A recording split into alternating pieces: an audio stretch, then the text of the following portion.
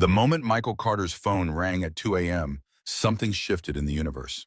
The harsh electronic chirp cut through the quiet darkness of his small living room, where he'd fallen asleep on the couch, a half-empty beer on the coffee table, and the television still playing on mute. His body, trained by years of middle-of-the-night emergencies with his daughter, snapped to alertness despite the bone-deep exhaustion from 14 hours at his auto shop. The number on the screen wasn't familiar. Nobody called at this hour unless something was terribly wrong. His first thought was Emma. Had something happened at her friend's sleepover? His heart rate spiked as he answered. A woman's voice, breathless and broken by silent sobs, came through the speaker. "Please, I need you. Memorial Hospital, room 32. Please come now." Michael sat up straight, instantly alert. "I think you have the wrong number." "James, is that you?" The voice sounded desperate, afraid. "Please, I'm scared. I don't want to be alone." Something in those words, that raw fear and desperation, struck Michael somewhere deep and forgotten. 4 years since Rachel's death, and still he remembered that cold, hollow feeling of facing the darkest moments without someone beside you. The crushing weight of solitude when the world was collapsing. "I'm not James, but I can come. Just hang on, okay?" He hadn't planned those words. They simply materialized as though some better version of himself had momentarily taken control. The line went dead. Michael stared at his phone, wondering if he'd just hallucinated the entire exchange. Then reality settled in. What was he thinking? Racing to a hospital in the middle of the night for a complete stranger. Some woman who dialed the wrong number. Michael looked up at the framed photograph of Rachel on the bookshelf, her smile frozen in time, eternally 36. What would she think of him now? The once promising mechanical engineer, reduced to an overworked auto shop owner, falling asleep on the couch because he was too tired to make it to bed, living in an apartment too small for a growing girl, barely keeping his head above water. Would she be proud or disappointed? His eyes drifted to the second photo beside it. Emma at her kindergarten graduation, gap-toothed and beaming, clutching a construction paper diploma. His daughter, now 10, asleep at her friend Zoe's house 3 blocks away. Everything he did was for her. Every extra hour at the shop, every skipped vacation, every corner cut in his own life to make hers better. The phone felt heavy in his hand.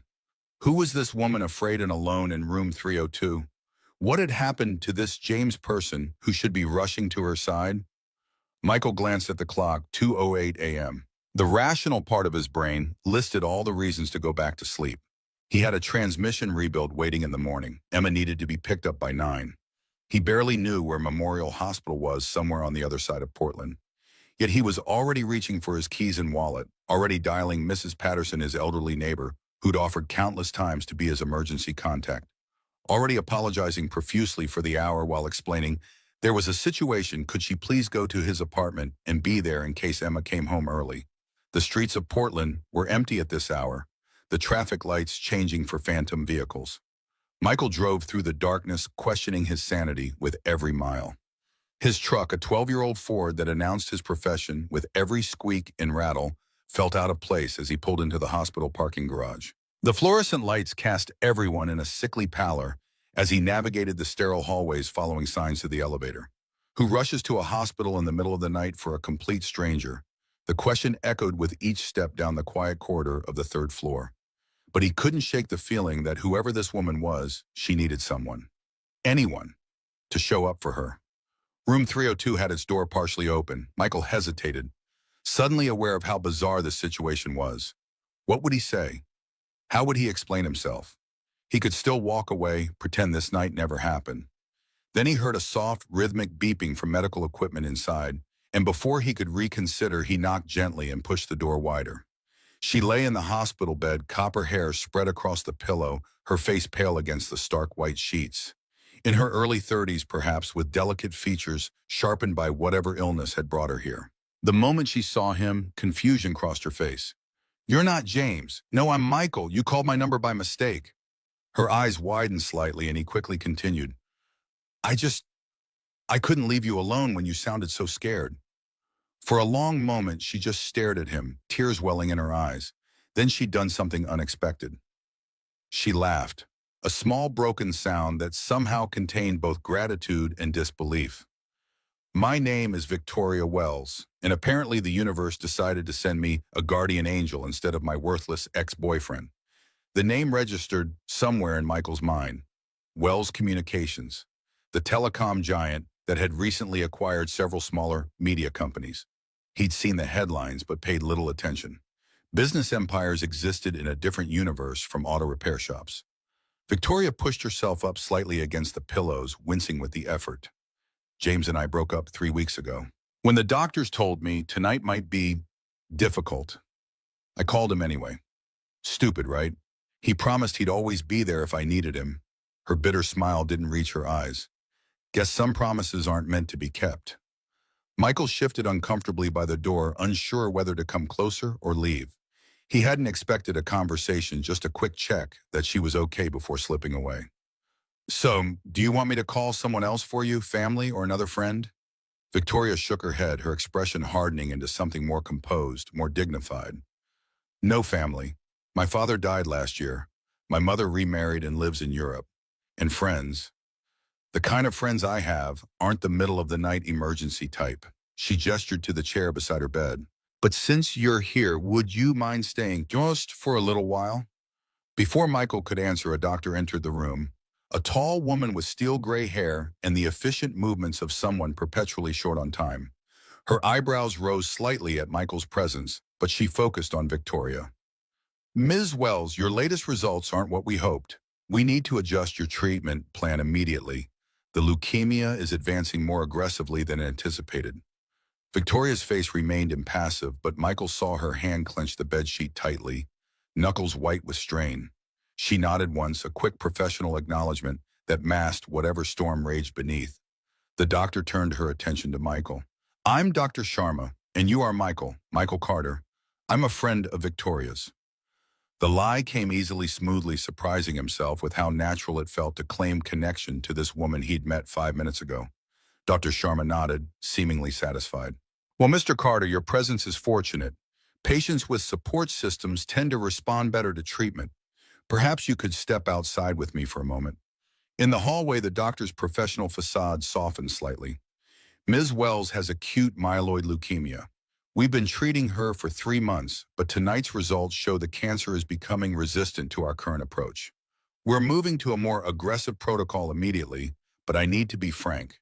The next 48 hours will be critical. Her body is weakened from previous treatments, and this transition period carries significant risk.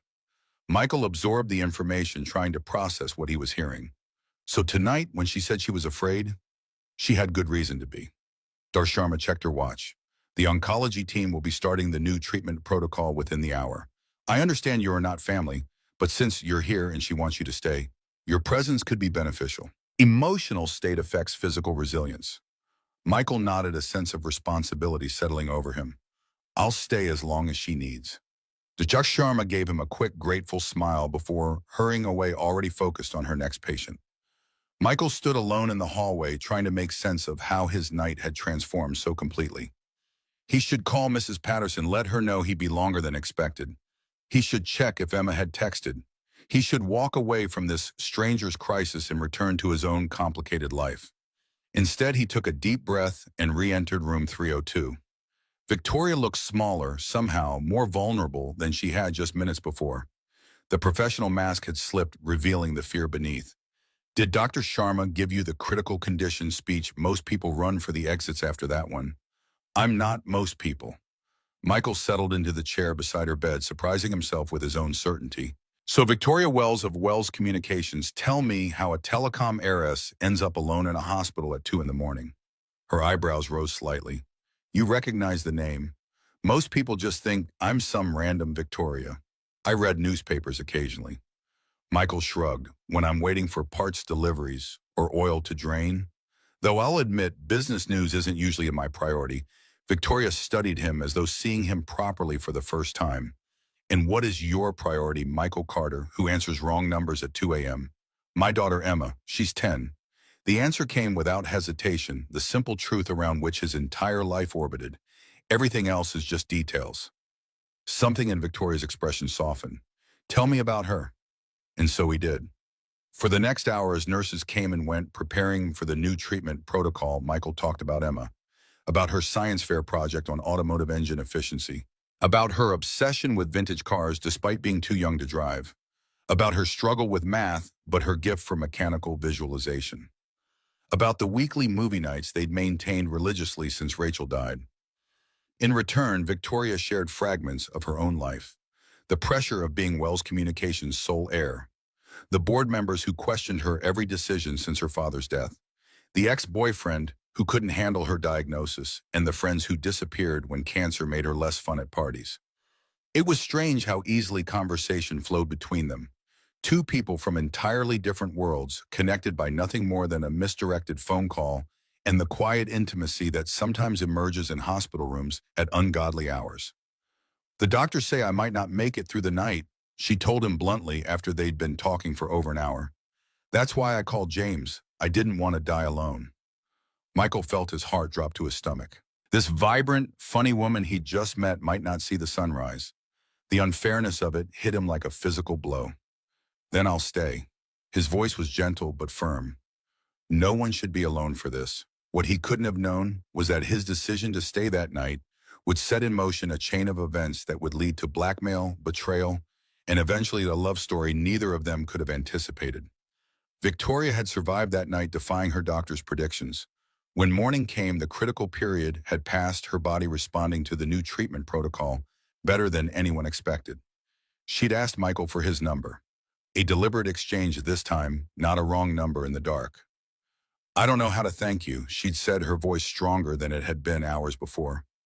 "Most people wouldn't have come. Most people haven't been where I've been," he'd replied, thinking of those first terrible nights after Rachel's death. "Take care of yourself, Victoria Wells." He'd walked out of the hospital thinking that was the end of their strange encounter. He had a daughter to pick up, a transmission, to rebuild a life to return to. He couldn't have been more wrong. 3 days later, as Michael was closing up Carter's Auto for the night, a sleek black car pulled into the lot. The driver, a stern-looking man in a suit that probably cost more than Michael's monthly rent, approached with an envelope in hand. "Ms. Wells requests your presence at her home tomorrow evening at 7 p.m. The address is enclosed. She said to tell you it's important." Michael had almost declined. His life was complicated enough without getting involved with a billionaire heiress with health problems. But curiosity, and if he was honest with himself, concern for Victoria, had won out. For the next 24 hours, he'd found himself distracted, wondering what Victoria could possibly want. Emma had noticed his preoccupation during their morning routine. "Dad, you put orange juice in your coffee and cereal in your lunchbox. What's wrong with you today?" He'd laughed it off, but the question lingered. What was wrong with him? Why was he so intrigued by a woman he'd spent just a few hours with, a woman from a world so different from his own that they might as well be different species? The Wells estate had been everything he'd expected and more. A sprawling mansion overlooking the city with manicured gardens and security that made Fort Knox look like a playground. Michael had felt wildly out of place in his clean but worn jeans and button-up shirt as a housekeeper led him through marble hallways to a sunroom where Victoria waited. She'd looked better than she had in the hospital. Some color returned to her cheeks, though still fragile, like a strong wind might blow her away. She'd smiled when she saw him, a genuine smile that reached her eyes. "Michael Carter, you actually came. You said it was important." He'd remained standing, too aware of the pristine white sofa that probably cost more than his truck. Victoria gestured for him to sit across from her. "I have a proposition for you, one that might sound crazy, but I hope you'll hear me out." What Victoria proposed that evening was indeed crazy. She explained that her rare form of leukemia was treatable, but would require months of aggressive therapy. Her prognosis was uncertain. What was certain was that her board of directors was using her illness as an excuse to try to wrest control of her company from her. "They think I'm weak," anger flashed in Victoria's eyes. "They think they can push me out while I'm down. I need to show them and the world that I'm not alone, that I have support, that I'm still capable of making decisions." "What does that have to do with me?" Michael asked, though. A sinking feeling told him he already knew. "I need someone I can trust.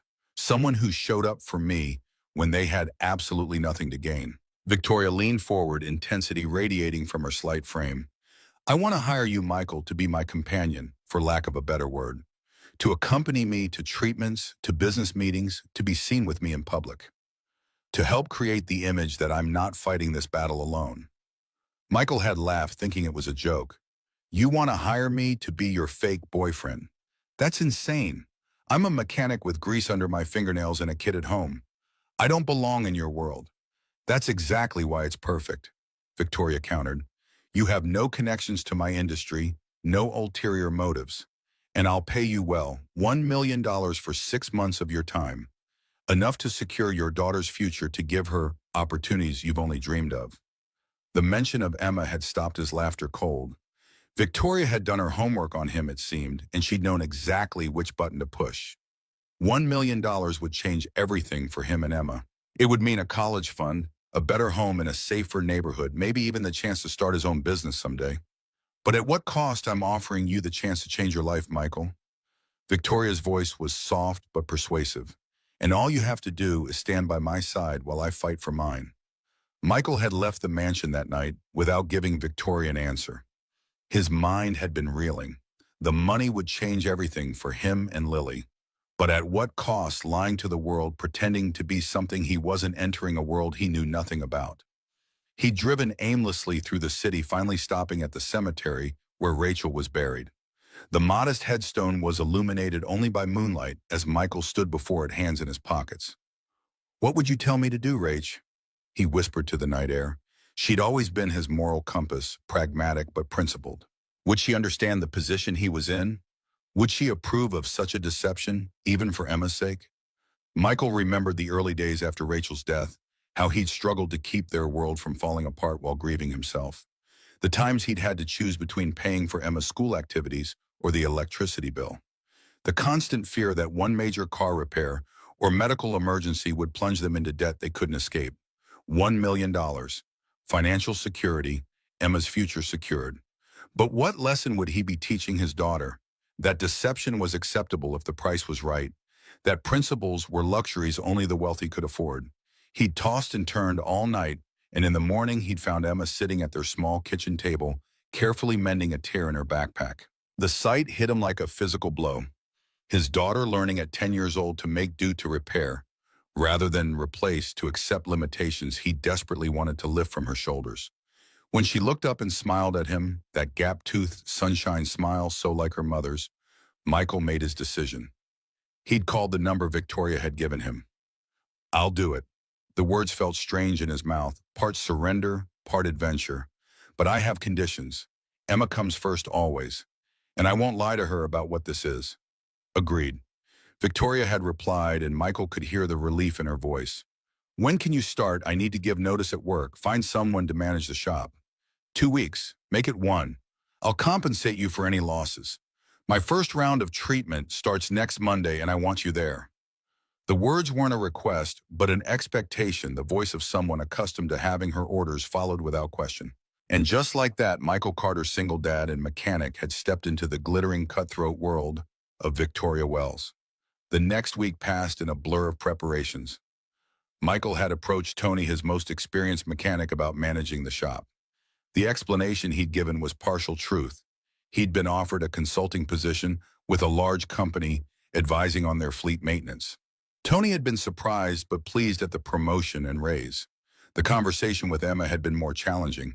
Sitting at their favorite pizza place, Michael had carefully explained that he would be working closely with Victoria Wells for the next 6 months, helping her while she underwent cancer treatment. So you're going to be her nurse? Emma had asked, pepperoni halfway to her mouth. Not exactly. More like her friend. Someone to drive her to appointments, to help her at work meetings when she's not feeling well. Michael had chosen his words carefully, treading the fine line between truth and deception. And because we'll be spending a lot of time together, people might think we're dating. Emma's eyebrows had shot up, her expression suddenly alert and interested in a way that made Michael nervous. Are you dating her? Is she going to be my new mom? No, sweetie, it's not like that. She's just someone who needs help right now, and I'm in a position to give it. Michael had reached across the table to take her hand. But this job is going to pay very well. Enough that we can move somewhere nicer, save for your college, maybe even take that trip to Disney World we've talked about. Emma had studied him with the unnervingly perceptive gaze she sometimes got, so like Rachel's, it almost hurt. But if you're pretending to date her, isn't that lying? The question had pierced Michael right to his core. Yes, it is in a way. He'd admitted knowing he couldn't expect Emma to maintain integrity he himself abandoned. But sometimes life is complicated, and there's a difference between a lie that hurts people and one that helps someone in need. Emma had considered this, head tilted to one side. Like when I told Mrs. Chen that I love the sweater she gave me for Christmas, even though it's itchy and has cats all over it. Despite the seriousness of the conversation, Michael had laughed. Something like that. The important thing is that you know the truth. You and me, we don't lie to each other. Ever. That's our rule. Emma had nodded solemnly, then immediately brightened. So if we're moving, can I have a room with a window seat? And can we paint it blue? And can I get a dog? You always said we couldn't have a day because our apartment's too small. One thing at a time, kiddo. Michael had ruffled her hair, relief washing through him. Let me start this job first, okay? That first Monday had been Michael's initiation into Victoria's world. He'd arrived at the Wells estate dressed in the new clothes Victoria's assistant had sent over. Designer jeans and a cashmere sweater that felt foreign against his skin, too soft, too luxurious for a man who wore cotton and denim. Victoria had been waiting in the foyer, dressed simply but expensively, in slim black pants, in a cream-colored blouse that emphasized her pallor. A silk scarf was wrapped elegantly around her head, concealing the hair loss Michael knew was a common side effect of chemotherapy. Ready for your first day as arm candy? Her smile didn't quite reach her eyes, betraying the tension beneath her light tone. As ready as I'll ever be. He'd offered his arm with exaggerated formality, earning a genuine laugh from Victoria. So what's the schedule, chemo? And then a board meeting? Victoria's expression had sobered. Actually, yes. Treatment at 10, board meeting at 2. The doctors say I should reschedule, but I can't show any weakness right now. Not with Harrington circling like a vulture. The treatment room at the private oncology center was nothing like the hospital where Michael had first met Victoria. Plush recliners instead of hospital beds, soft lighting instead of fluorescent glare, fresh flowers on side tables. But the medical equipment was the same. IV stands, monitors, nurses in scrubs moving efficiently between patients. Michael had been unprepared for the reality of what Victoria was facing. She'd been so composed, so in control during their meetings that he'd almost forgotten she was seriously ill. But watching the nurses hook her up to IVs, seeing the grimace of pain she tried to hide as the chemicals entered her system, had made it all too real. You don't have to stay in the room, Victoria told him, noticing his discomfort. Most of the staff knows who I am. Just being seen in the waiting room would be enough. But Michael had shaken his head.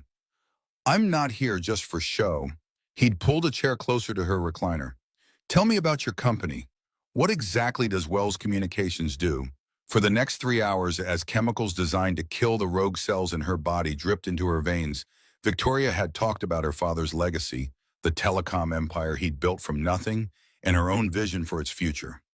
Michael had listened, asked questions, and watched as talking about her passion brought color back to her cheeks.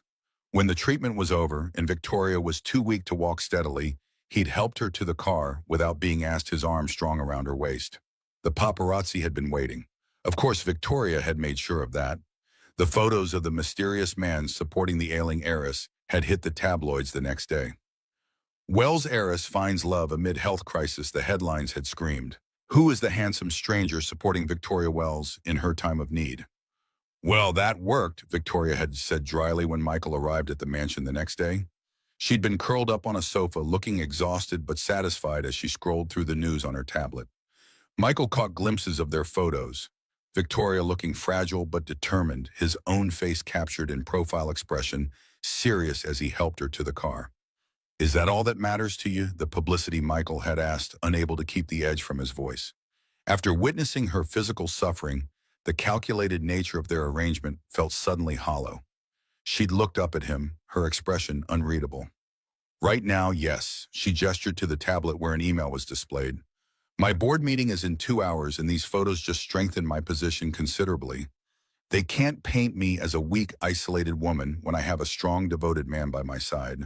I'm not devoted. I'm paid.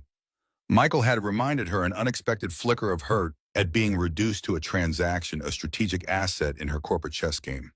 Something had flickered in Victoria's eyes then. Hurt perhaps, or just fatigue. Of course, I didn't mean to imply otherwise. Her voice was cool, professional once again. Now, if you'll excuse me, I need to prepare for the meeting. Grace will show you to the study where you can wait. Grace Chen, Victoria's personal assistant, had led Michael to an oak-paneled room lined with books. As she turned to leave, Michael had caught her arm gently. Hey, can I ask you something? How long have you worked for Victoria? Grace had studied him with calculating eyes, clearly measuring what to share with the hired boyfriend. 5 years. I started as an intern at Wells Communications during college, and Victoria recruited me to her personal staff after graduation. So you know her well, better than most. Grace's expression had softened slightly. She's not just what you see in the business meetings. She cares about people, about doing the right thing. It's why the board gives her such a hard time. She refuses to sacrifice ethics for profit margins, unlike her father. Michael had absorbed this information, trying to reconcile it with the calculating woman who'd orchestrated their public debut for maximum publicity. If you know her so well, tell me about Richard Harrington. Victoria mentions him like he's her nemesis. Grace's expression had darkened. Harrington was her father's right-hand man for 30 years. He expected to take over as CEO when Edward Wells died, but Edward left controlling interest to Victoria. Harrington has never forgiven her for that, especially because she's implementing changes her father would have opposed. And now with her illness, Grace had trailed off, clearly uncomfortable. He's using it to try to push her out. Michael had finished the thought. That's why she hired me. To look strong, supported. Grace had nodded, then checked her watch. The car will leave for Wells Tower in 45 minutes. Victoria will want you dressed appropriately. I've put some options in the guest room. The options had turned out to be 3 designer suits that probably cost more than Michael's annual income. A tailor was waiting to make quick adjustments, ensuring that Michael would look the part of a billionaire's boyfriend rather than a mechanic playing dress-up.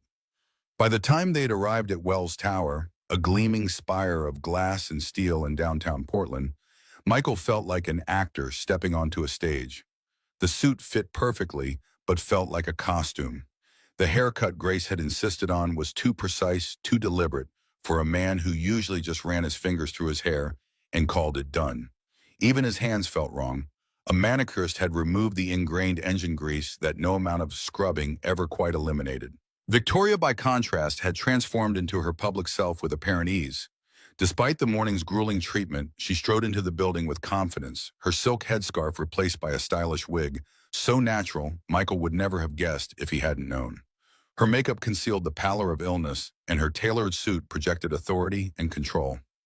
Michael followed her lead, channeling his military father's posture and discipline. Stand straight, make eye contact. Speak only when necessary and with confidence when you do. Project strength without aggression. Basic lessons from a man who'd believed presentation was half the battle in any confrontation. The boardroom had been intimidating. A vast table of polished mahogany, surrounded by men in expensive suits, their expressions ranging from curious to openly hostile, as Victoria introduced Michael as her partner. She offered no explanation for his sudden appearance in her life, no details about their relationship, simply presenting him as a fact to be accepted. As you can see, gentlemen, I am perfectly capable of continuing my duties as CEO. Victoria's voice had been steel beneath silk as she addressed the board. My personal life is flourishing. My treatment is progressing well, and my vision for this company remains clear. Any further attempts to question my competence will be seen for what they are: opportunistic power grabs. The men around the table had exchanged glances. One, a silver-haired man with cold eyes that reminded Michael of a shark, had stared directly at him. And your friend Richard Harrington's voice dripped with disdain. What exactly is his role in all this? What's your background, Mr. Carter? Before Victoria could answer, Michael had leaned forward slightly. I'm here to support Victoria in whatever way she needs. He'd met Harrington's gaze, steadily refusing to be intimidated. Some might call that love. Others might call it basic human decency. Either way, I'm not going anywhere. The room had fallen silent.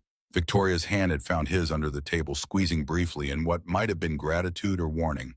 Michael wasn't sure which, but he'd squeezed back a silent promise that he was committed to their charade, at least for now. After the meeting, as they had walked to the car, Victoria had finally spoken. That was unexpected. Thank you. Don't thank me. I just didn't like his tone. Michael had replied, surprised by his own protectiveness. Those guys are sharks. Yes, they are. And you just jumped into the tank with them. She looked troubled.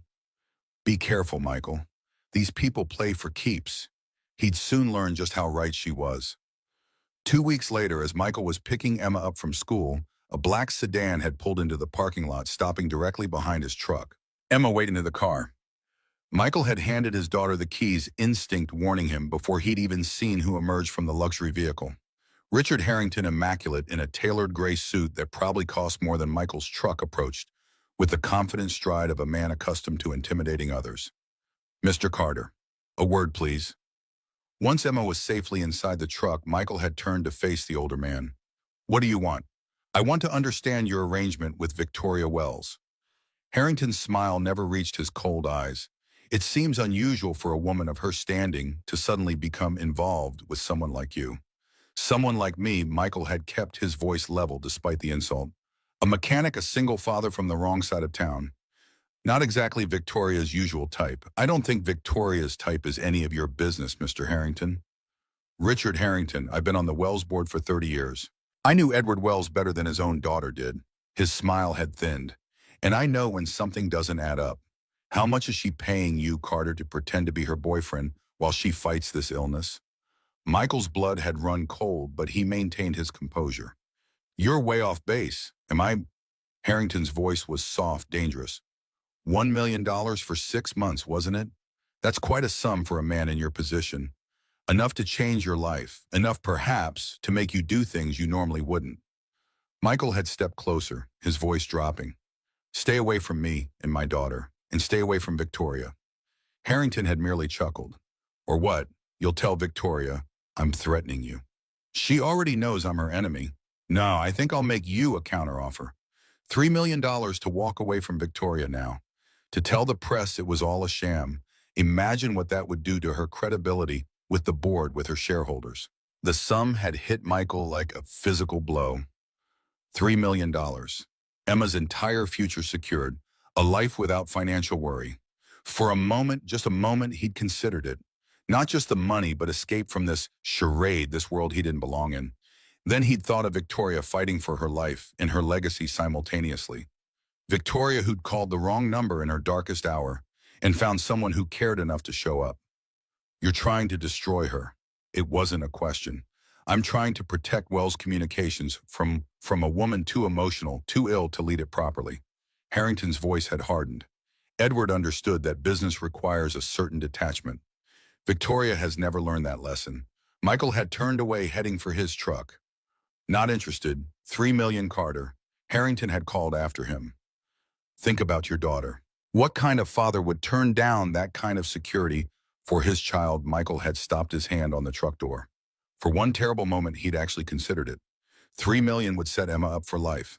And wasn't that why he'd taken this job in the first place? For Emma. But then he'd thought of his daughter's face that morning as she'd carefully sewed the torn strap on her backpack instead of asking for a new one. The quiet dignity in her acceptance of their circumstances, the way she never complained about what they couldn't afford. What would it teach her if he took Harrington's money? That loyalty could be bought. That principles were luxuries only the wealthy could afford. The kind of father who wants his daughter to be proud of him. He'd answered and gotten into the truck. Emma had looked up from her book as he started the engine, her expression curious. Who was that man, Dad? Someone who thought he could buy something that isn't for sale. Michael had forced a smile, trying to hide the turmoil beneath. How was school today, kiddo? That night after Emma was asleep, Michael had called Victoria. They needed to talk in person, not over the phone where conversations could be monitored. She'd suggested he come to the mansion, but Michael had insisted on neutral ground. A small cafe near his apartment, the kind of place Harrington's type would never frequent. Victoria had arrived looking oddly vulnerable in jeans and a simple sweater, her silk headscarf replaced by a knit beanie. Without the armor of designer clothes and perfect makeup, she could have been any young woman meeting a friend for coffee, not the heiress to a billion-dollar empire. Harrington approached you at Emma's school?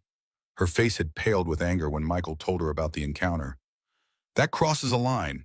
He offered me $3 million to walk away and tell everyone our relationship is fake. Michael had said, quietly aware of other patrons nearby. He knows about our arrangement, Victoria. She'd been quiet for a long moment, stirring her untouched tea. And you turned him down. Her voice was carefully neutral, giving nothing away. Of course I did, even though it was 3 times what I'm paying you. Victoria's eyes had finally met his, searching for something Michael couldn't identify. Is that all you think this is about, the money? Michael had run a hand through his hair in frustration. Isn't it? That's why you agreed to this in the first place. I agreed because you needed help and I was in a position to give it. The same reason I showed up at that hospital room. He'd leaned forward, meeting her eyes. The money matters. I won't lie about that, but it's not everything. Something had shifted between them in that moment, a recognition perhaps that their arrangement had evolved into something neither of them had anticipated. Victoria had reached across the space between them, her fingers brushing his. Thank you for being someone I can trust. The next day, the photos had appeared online. Michael entering the Wells estate late at night, Victoria handing him what looked like an envelope of cash. Snippets of documents that appeared to outline their arrangement. The story had spread like wildfire. Wells' heiress paying for fake boyfriend to full board in public. Victoria's phone had rung nonstop. Her PR team had gone into crisis mode, but the damage was spreading quickly. Wells' communication stock had dropped 15 points before the market even opened. Michael had rushed to the mansion to find Victoria sitting calmly in her study, watching the news coverage with an expression that revealed nothing. I'm so sorry, he'd said as soon as they were alone. This is my fault. Harrington must have had us followed. It's not your fault, she'd replied, her voice steady despite the dark circles under her eyes. This is how the game is played. I just didn't expect him to move so quickly. What do we do now? Victoria had turned to him, her gaze direct and unflinching. That depends. Are you still in this with me, Michael? Because if you want to walk away, I wouldn't blame you. This is about to get ugly, and you and Emma never signed up for that. The mention of his daughter had made Michael pause. How would this affect Emma? The other kids at school, the whispers, the judgment. But then he thought about the lesson he wanted to teach her. About standing by people when things got tough, about not running when the road got rocky. I'm not going anywhere, he'd said firmly. But we need a new strategy. Denying it won't work. They have documents, photos. Victoria had smiled then, a slow, calculating smile that reminded Michael that beneath her vulnerable exterior was a woman who'd been raised to run an empire. We don't deny it, she'd said. We own it. And then we flipped the script. The press conference had been Victoria's idea. With cameras rolling and reporters hanging on every word, she'd stood before the world. Michael by her side, and told the truth, or a version of it, that turned Harrington's attack on its head. Yes, when Michael and I first met, our relationship began as an arrangement. Victoria's voice was clear and unwavering as she addressed the crowd gathered at Wells Tower. I was scared, facing a diagnosis that terrified me, and I reached out to the wrong number in the middle of the night. But instead of hanging up, this extraordinary man, showed up at my hospital room. A complete stranger who came because someone needed him. She'd looked at Michael then, and the emotion in her eyes hadn't seemed feigned. After that night, yes, I offered Michael a position as my companion during my illness. I needed someone I could trust, someone with no connections to my world or its politics. What I didn't expect was how quickly this arrangement would become something real, something true. Michael had taken her hand, then a gesture that had started as support, but felt like something more. The money was never the point. His voice was steady, aimed directly at the cameras. The point was that sometimes people need other people, even billionaire heiresses, even single dads from the wrong side of town. The press had eaten it up. The narrative had shifted overnight from scandal to love story. The billionaire and the mechanic finding each other through a wrong number and a midnight act of kindness. Wrong number. Love had trended for days. Harrington had been furious, of course. His plan to discredit Victoria had backfired spectacularly. The board, sensing which way the wind was blowing, had publicly reaffirmed their confidence in her leadership. But Michael knew the battle was far from over. What he hadn't expected was how the line between pretense and reality would continue to blur in the weeks that followed. Victoria's treatments progressed with the brutal rhythm of modern oncology. Poison administered on schedule, followed by days of recovery, brief windows of relative normalcy, then back to the poison again. Michael found himself learning medical terminology he'd never wanted to know, developing a sixth sense for when Victoria's nausea would strike, becoming an expert at the small comforts that made the unbearable slightly less so. Emma surprisingly had adapted to their new circumstances with the resilience of childhood. After the initial media frenzy died down, Victoria had suggested that Emma visit the mansion, thinking the grand house and expansive grounds might delight a 10-year-old girl. What none of them had anticipated was the immediate connection that formed between Emma and Victoria. It started with a tour of the mansion's library. Victoria showing Emma first editions of children's classics, sharing how she'd hidden among the stacks as a child to escape her father's business associates.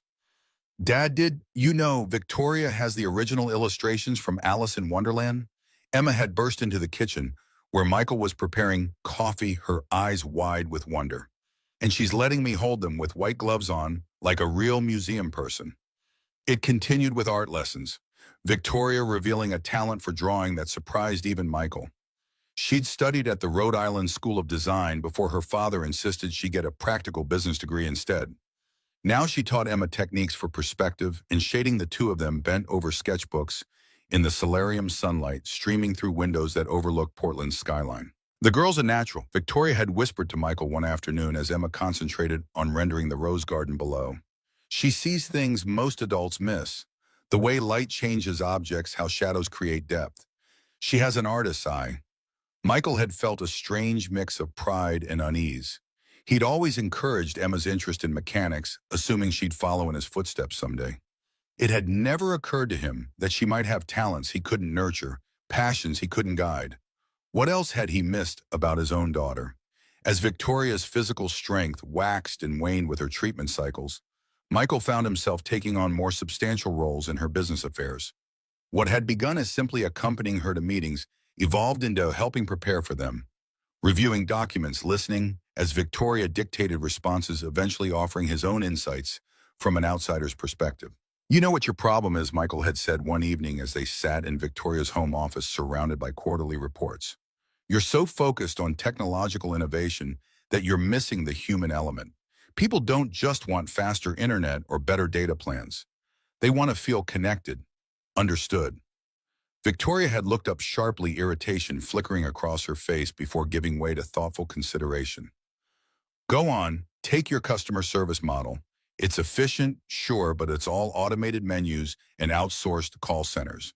What if instead you created community-based service hubs?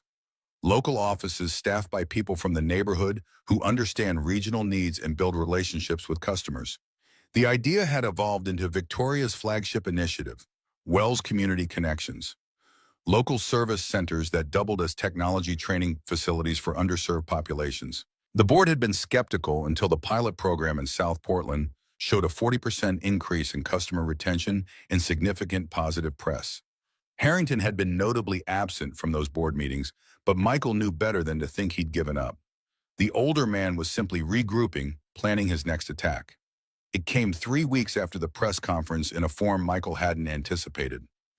He'd been at Carter's Auto, checking in with Tony about some paperwork issues when his phone rang. Michael Carter, the voice belonged to a woman he didn't recognize. This is Diane Kellerman from Portland Public Schools. There's been an incident involving Emma. We need you to come to Westview Elementary right away. Michael's heart had pounded in his chest as he sped across town, scenarios spinning through his mind. Had Emma been hurt? Was she sick, in trouble? The school principal's grim expression when he arrived did nothing to alleviate his fears. Mr. Carter, we've had a situation. Some older students were taunting Emma about the articles in the press, showing her stories on their phones about you and Ms. Wells. Principal Morris's face had flushed with discomfort, calling her names, suggesting her father was involved with Ms. Wells for money. The shame and anger had hit Michael simultaneously, a toxic mix that made it difficult to breathe. Where is she? The nurse's office. She's not physically hurt, but she was quite upset. We've already suspended the students involved, and we'll be having a school-wide assembly about respect and privacy. We take bullying very seriously, Mr. Carter. Michael had found Emma sitting stiffly on an exam table, her small face blotchy from crying, but her expression rigidly controlled. That stubborn Carter determination to never let them see you break. The moment she saw him, her composure cracked. Dad, I punched Tyler Matthews in the nose and made it bleed. Her voice wavered between pride and distress. He called you a bad word I'm not supposed to say. And he said Victoria only likes you because you're her boy toy, whatever that means. Michael had swallowed hard, kneeling to Emma's level. Are you okay, kiddo? Emma had wiped her nose on her sleeve, a gesture so childlike it broke Michael's heart. I told them they were stupid and didn't know anything. I told them you're the best dad ever and Victoria is sick and you're helping her because that's what good people do. Her eyes had filled with fresh tears. But then Tyler showed me the article on his phone with pictures of you taking money from Victoria, and everyone started laughing, and I got so mad I couldn't see straight. The drive home had been silent, Emma staring out the window while Michael grappled with the consequences of his choices. This was exactly what he'd feared. His daughter paying the price for his deception. No amount of money seemed worth her humiliation. I'm quitting, he told Victoria that evening, standing in her study with his hands shoved in his pockets. Emma's being bullied because of me, because of us. This whole arrangement, it's not worth it. Victoria had set aside the financial report she'd been reviewing, her expression unreadable. That's your solution to run away. It's not running away. It's protecting my kid. The anger had bubbled up unexpectedly, directed not really at Victoria, but at the situation, at himself. She's 10 years old, Victoria. She shouldn't have to defend me to her classmates.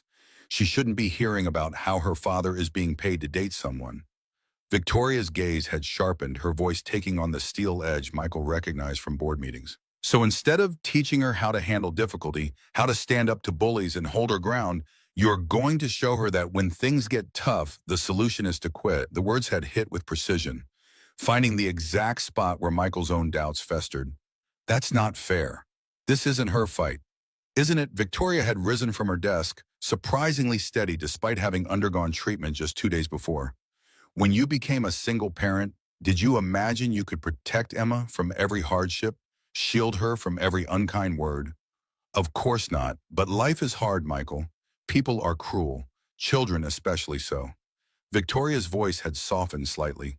Quitting won't solve anything. The rumors won't stop. The photos won't disappear.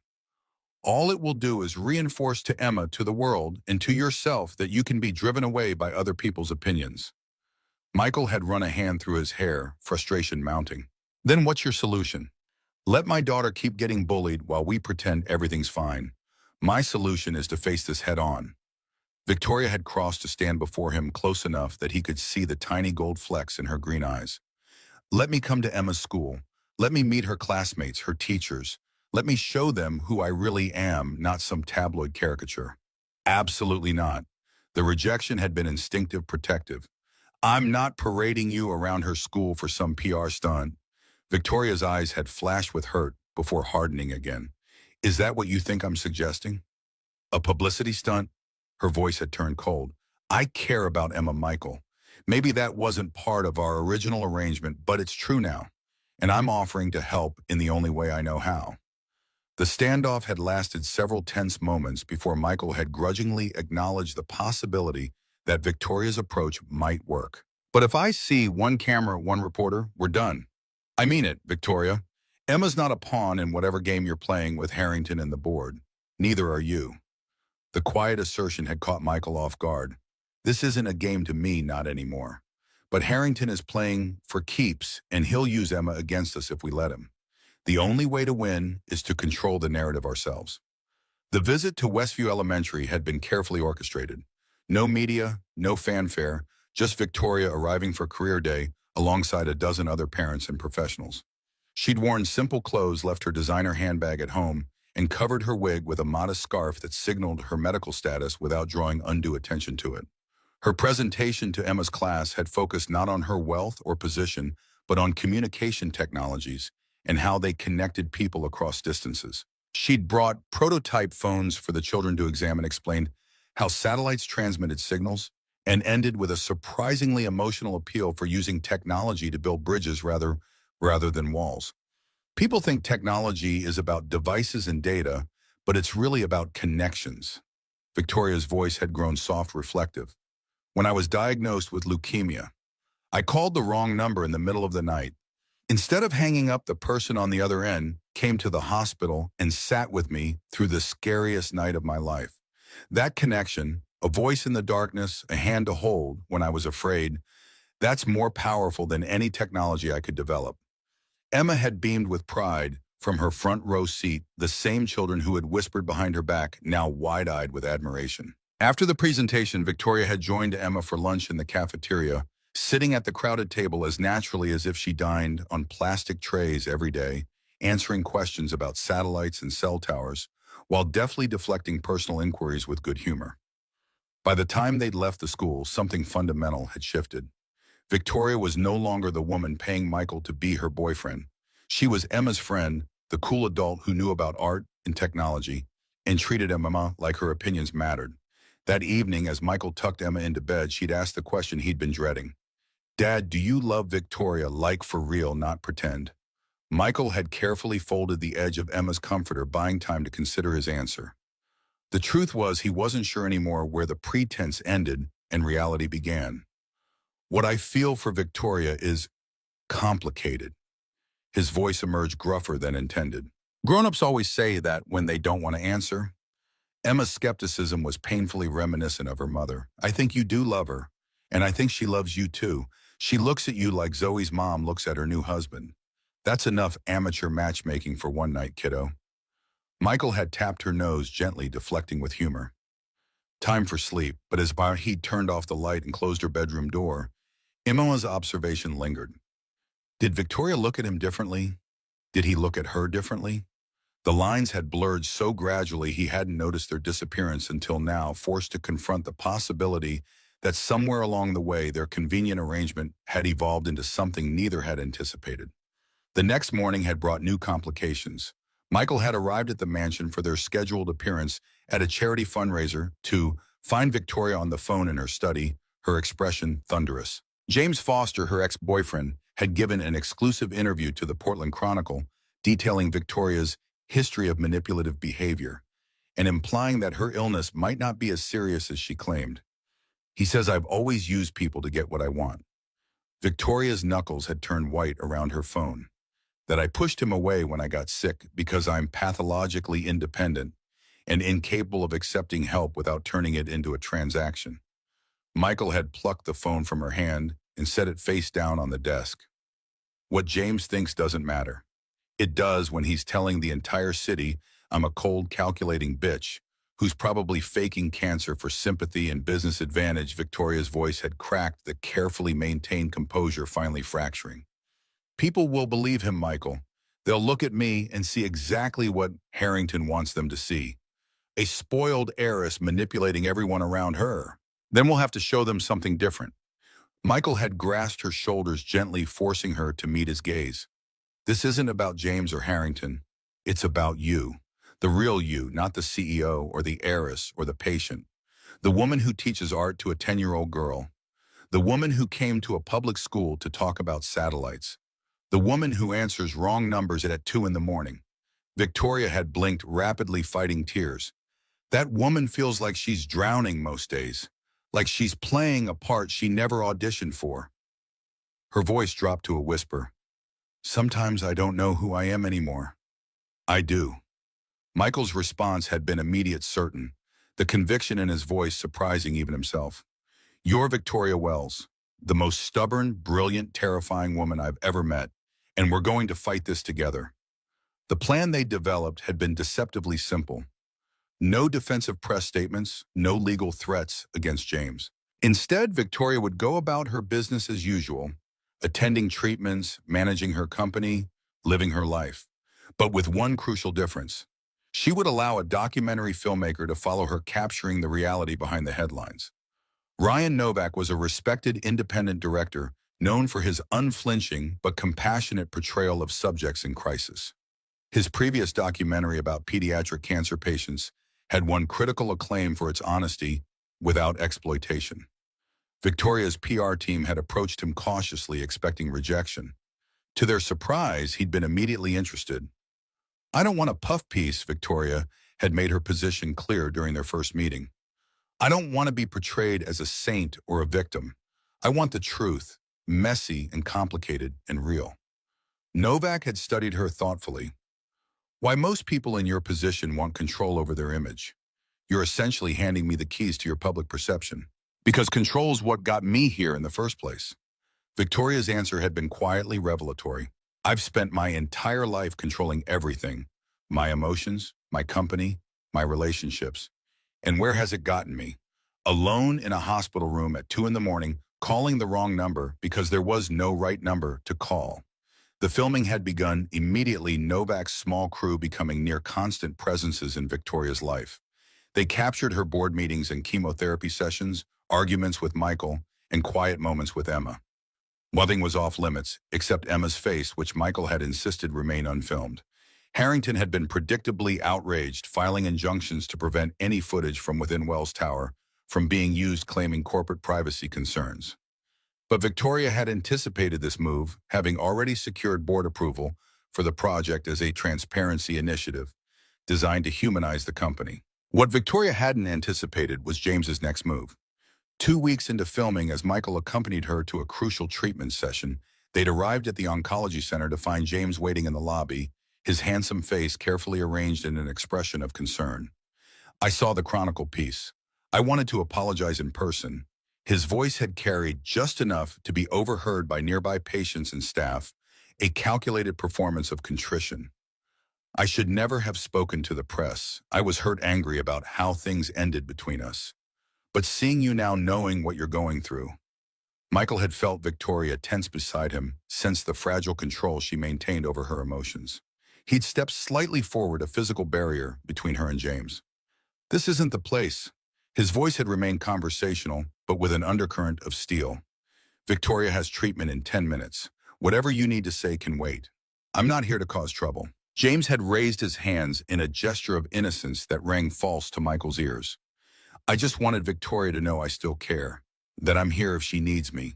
She doesn't. Michael's response had been immediate, definitive. She has everything she needs. The standoff had continued until a nurse had approached, clipboard in hand, to escort Victoria to her treatment room. James had retreated, but not before ensuring several onlookers had witnessed the encounter. By that evening, social media was buzzing with speculation about a love triangle involving the Wells heiress, her new boyfriend, and her repentant ex. He's working with Harrington. Michael had realized it suddenly as they drove back to the mansion after treatment, Victoria pale and exhausted beside him. That wasn't a coincidence. He showed up knowing exactly when your appointment was. Victoria had closed her eyes, too drained to maintain her usual defenses. Of course he is. James always aligns himself with whoever has the most power. When I was CEO with my father's backing, he was my devoted boyfriend. When I got sick and Harrington started making moves, James jumped ship. The realization that James and Harrington were coordinating their attacks had prompted a shift in strategy. Victoria had contacted Novak that evening, requesting a sit-down interview specifically addressing James's claims.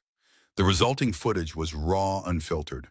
Victoria, without makeup, visibly weakened by her treatment, speaking with quiet dignity about her relationship with James and his abandonment after her diagnosis. I don't blame James for leaving.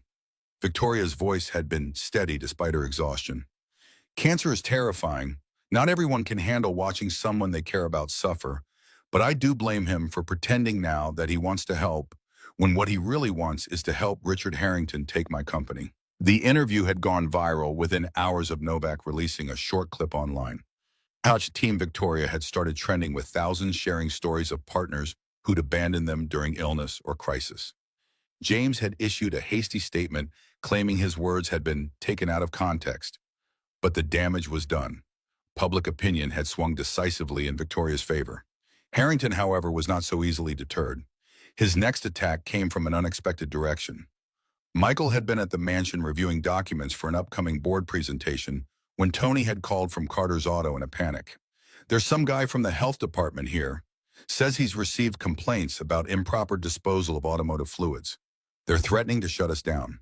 The inspection had found multiple violations that hadn't existed during the legitimate inspection just 6 months earlier. The fines would have bankrupted the shop if paid immediately. Michael had known instantly that Harrington was behind it, using his considerable influence to attack Michael's livelihood, his independence, the business he'd built from nothing after Rachel's death.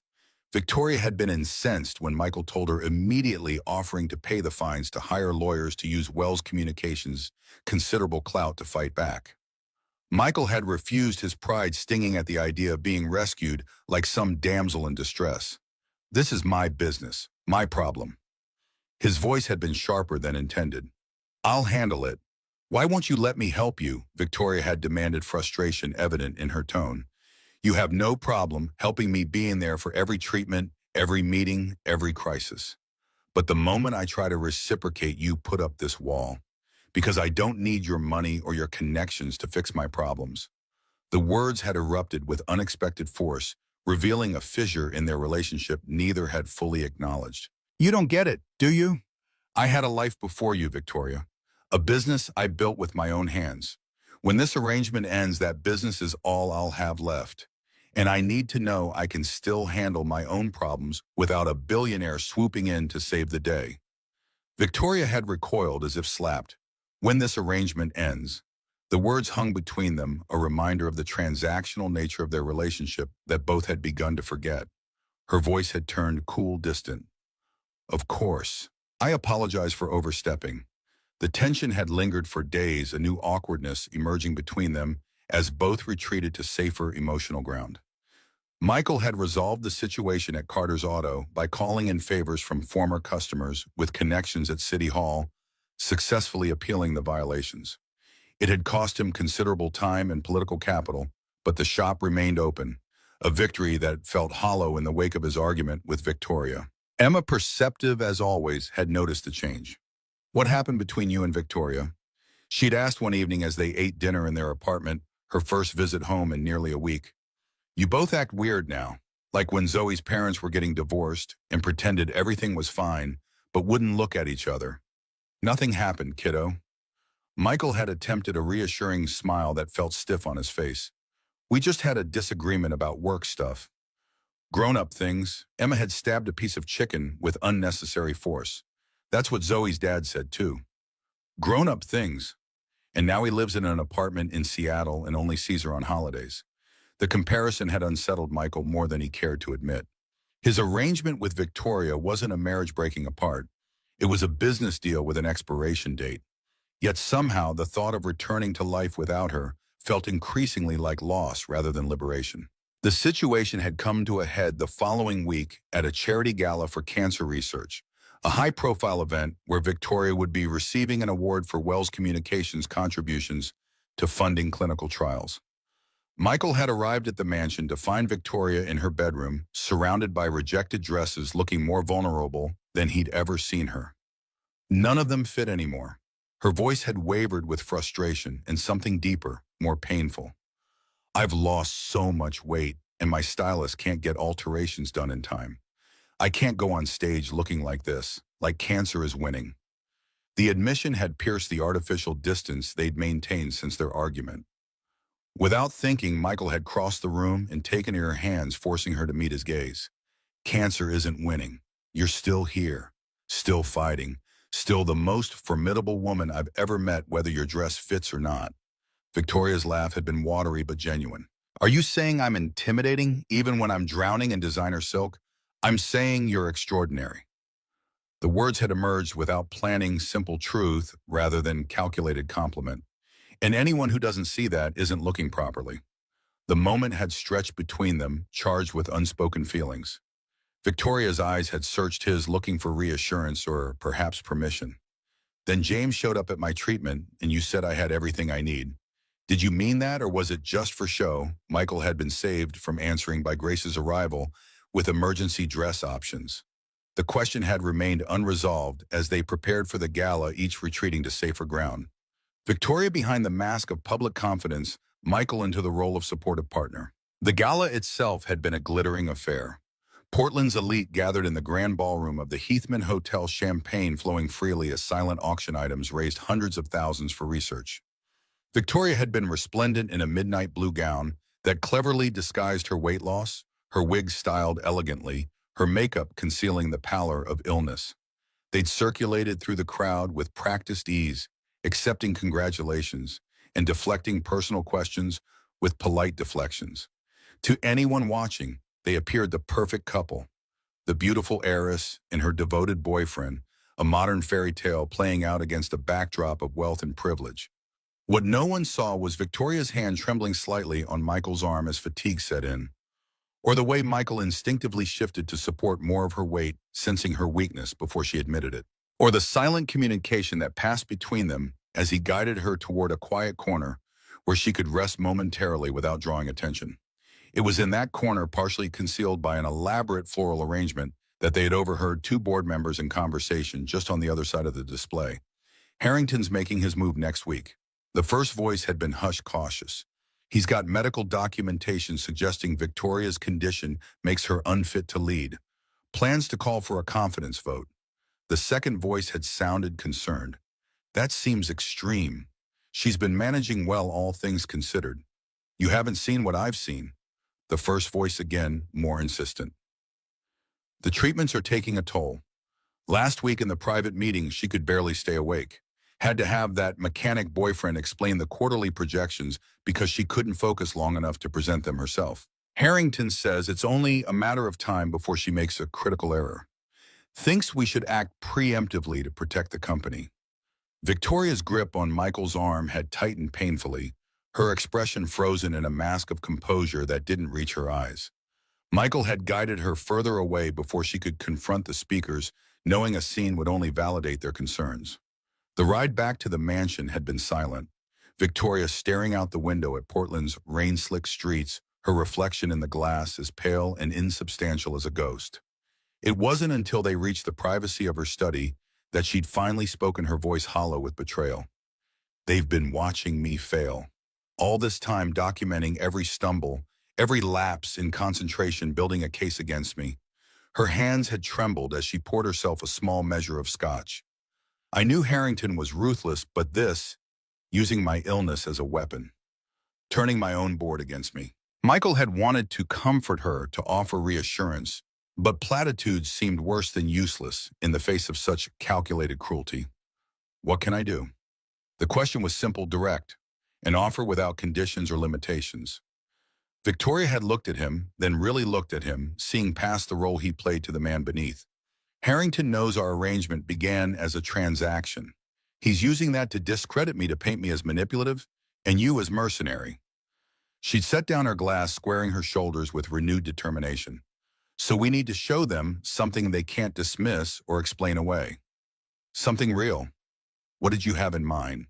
The answer had come in the form of a kiss, Victoria rising on tiptoe, one hand against Michael's chest for balance, her lips meeting his with tentative question rather than practiced seduction. Michael had frozen, momentarily caught off guard, not by the action, but by his own response to it. The immediate, overwhelming sense of rightness, as though something long misaligned had finally clicked into place.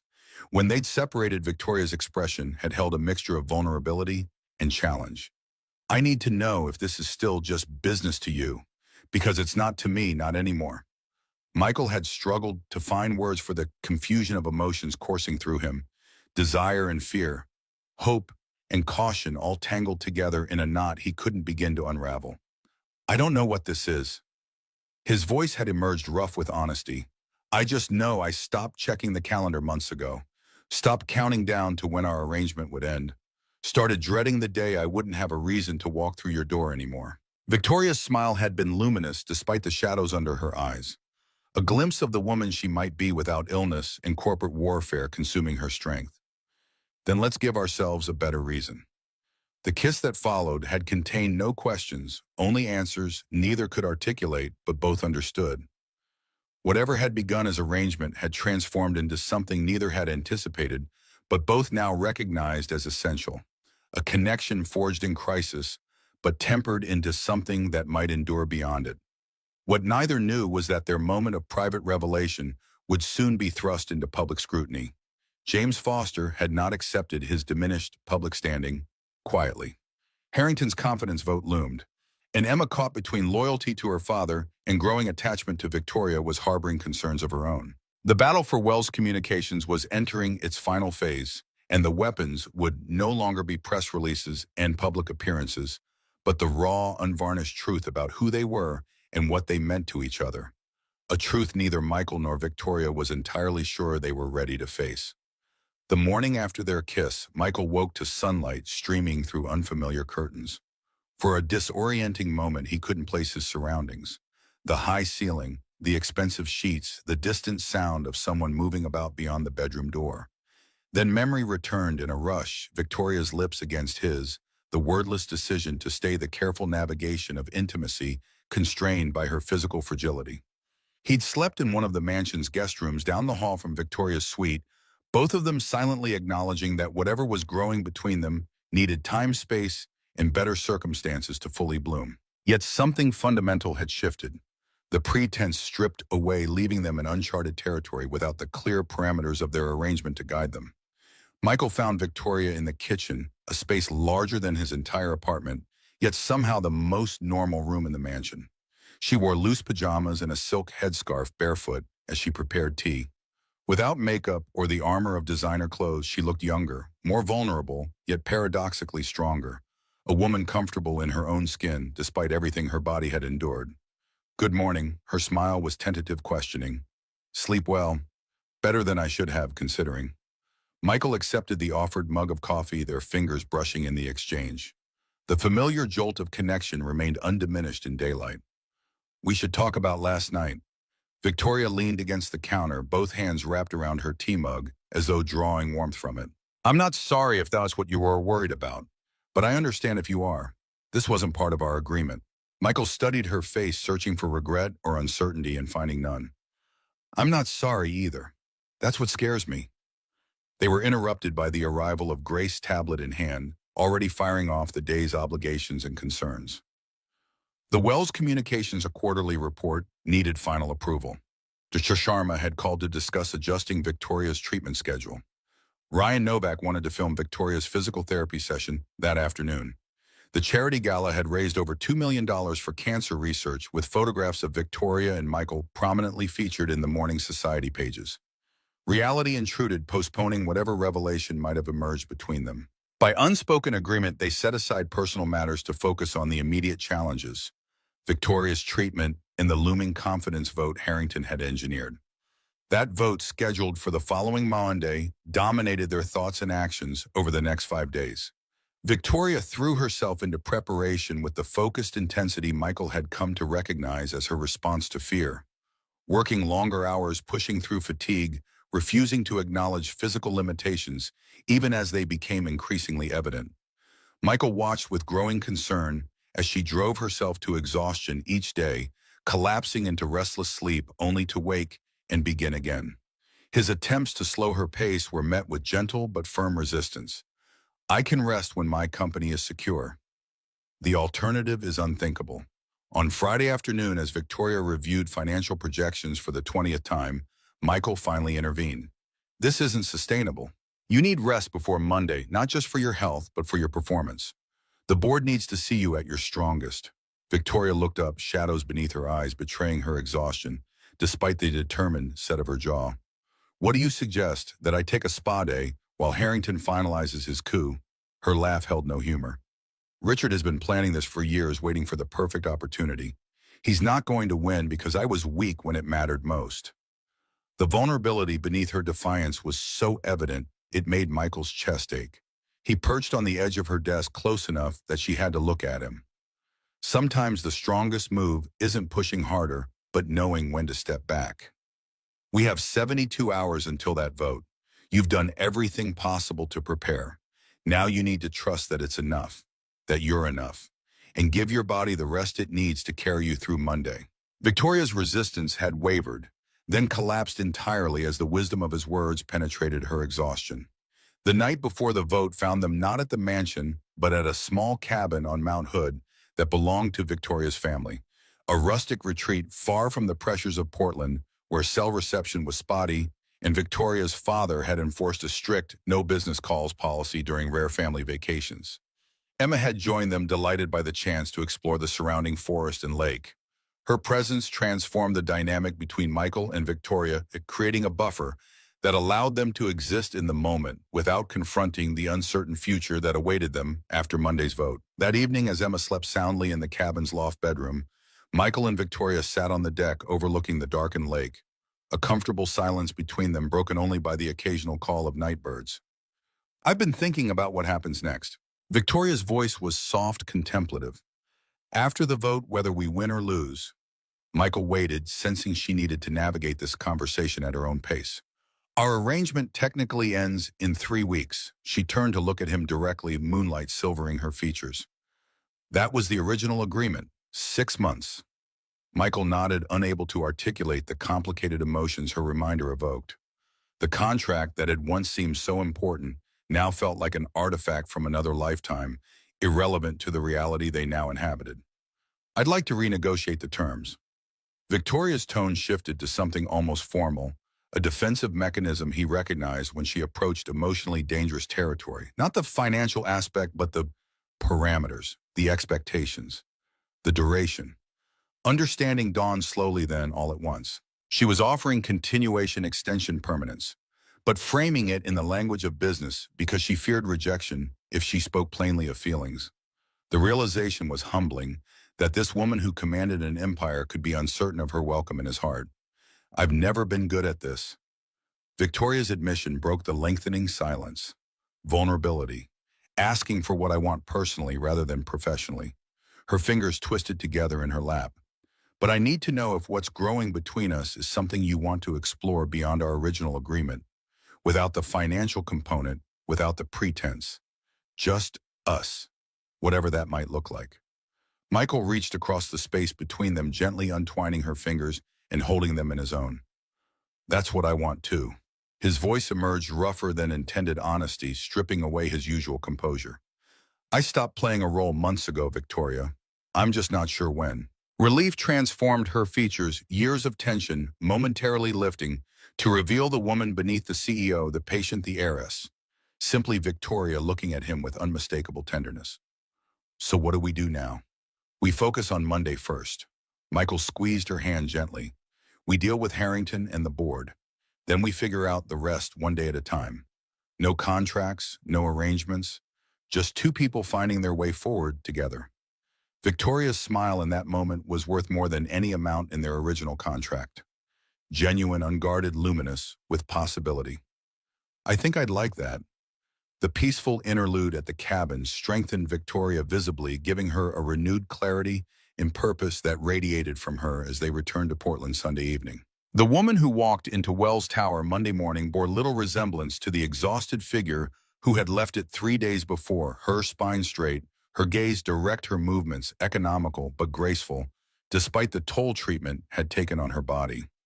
Michael walked beside her, conscious of the eyes tracking their progress through the lobby, the whispered conversations that ceased as they passed. Emma had been left at the mansion with Grace both for her privacy and because Michael wanted her shielded from witnessing the corporate battlefield that awaited them on the executive floor. Ryan Novak and a small camera crew had been granted permission to film the board meeting, a strategic decision Victoria had made against her PR team's advice. Whatever happens today, I want it documented. Her voice had been firm, brooking no argument. If I win, the footage shows my triumph over those who tried to use my illness against me. If I lose, it becomes evidence of how Wells Communications treated its first female CEO when she dared to be human. The boardroom was already full when they arrived, 18 men and 2 women seated around the massive table that had once belonged to Victoria's grandfather. Richard Harrington occupied the seat directly opposite Victoria's position at the head of the table, a deliberate challenge to her authority. His expression as they entered was one of barely concealed triumph, a predator confident his prey was already cornered. Victoria took her place with regal composure, Michael standing supportively behind her chair rather than sitting in the visitor section. The symbolic statement wasn't lost on anyone present. He was not merely an observer, but an active participant in whatever came next. Ladies and gentlemen, thank you for attending this special session. Victoria's voice carried clearly, betraying none of the fatigue Michael knew still plagued her. I understand Director Harrington has requested a vote of confidence regarding my leadership. Before we proceed, I'd like the opportunity to address the concerns that prompted this extraordinary measure. Harrington's smile didn't reach his eyes. Of course, Victoria. We're all eager to hear how you justify maintaining your position given your challenging circumstances. The next 30 minutes unfolded like a precisely choreographed duel, Harrington presenting a damning catalog of Victoria's supposed failures. Missed meetings, medication-induced confusion during presentations, excessive reliance on Michael for tasks that should have been handled by the CEO personally. Each accusation was delivered with practiced concern, the verbal equivalent of a knife wrapped in velvet. No one questions your courage in facing this illness. Harrington's voice dripped with false sympathy. But courage alone doesn't protect shareholder value. This company deserves leadership that isn't compromised by health concerns, medication side effects, and divided attention.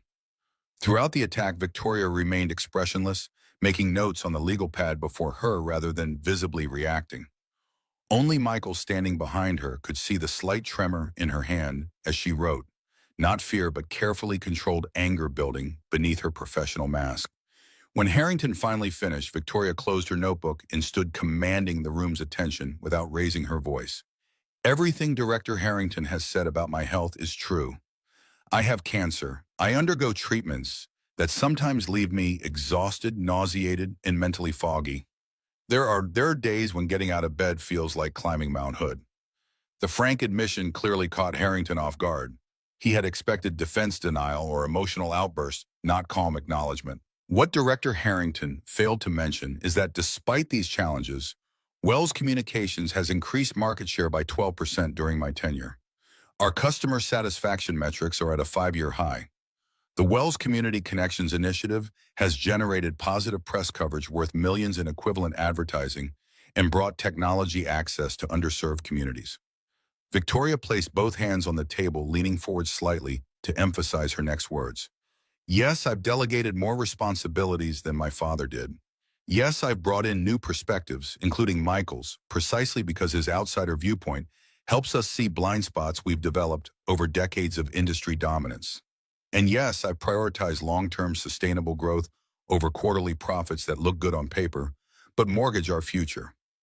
Her gaze swept the table, meeting each board member's eyes in turn.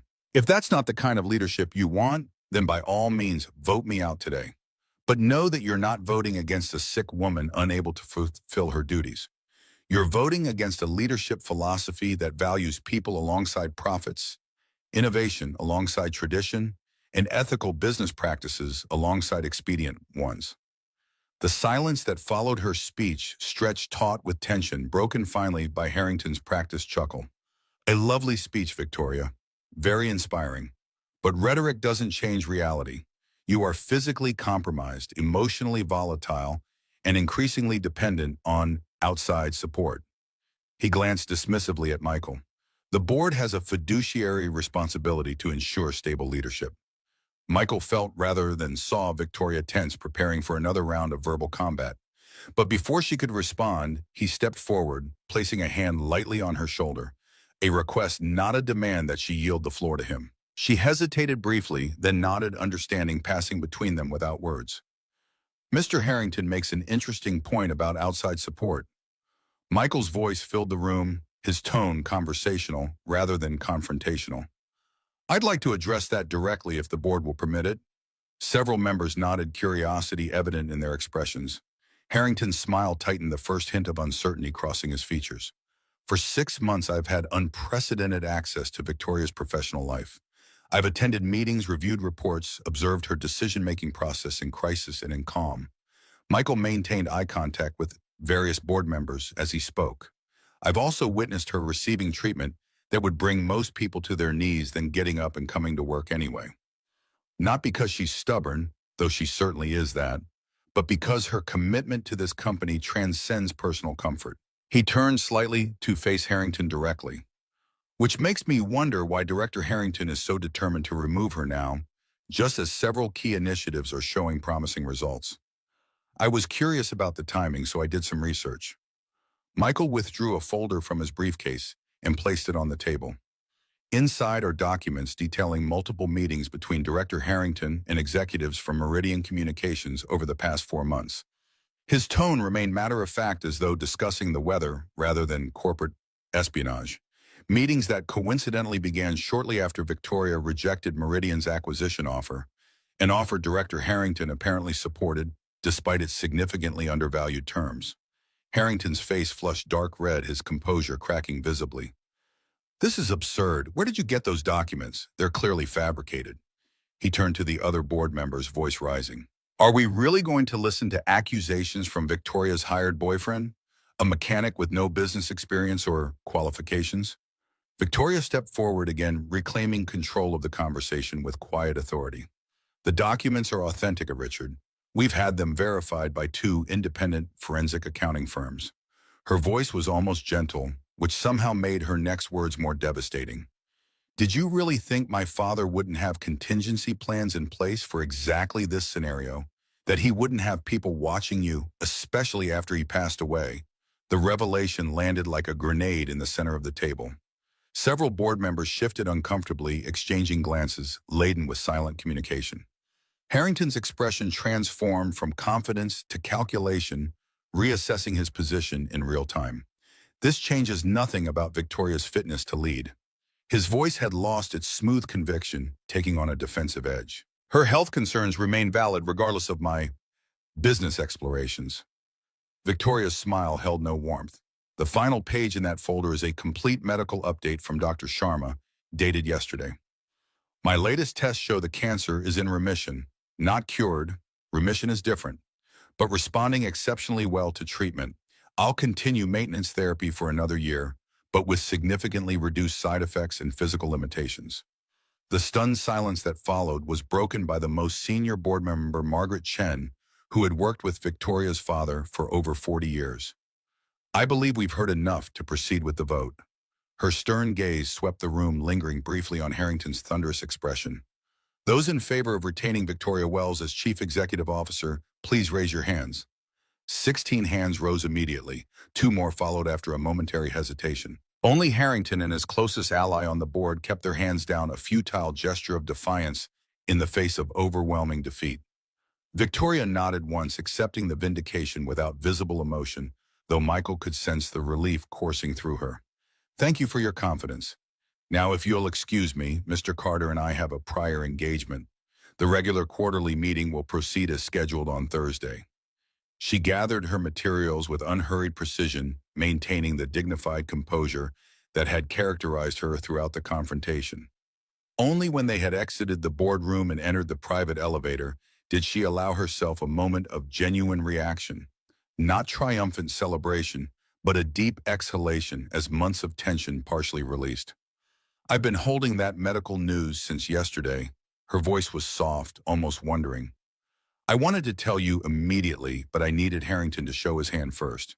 I needed the board to choose me for my leadership, not out of pity or relief about my prognosis. Michael pulled her gently into his arms, mindful of the camera still documenting their journey.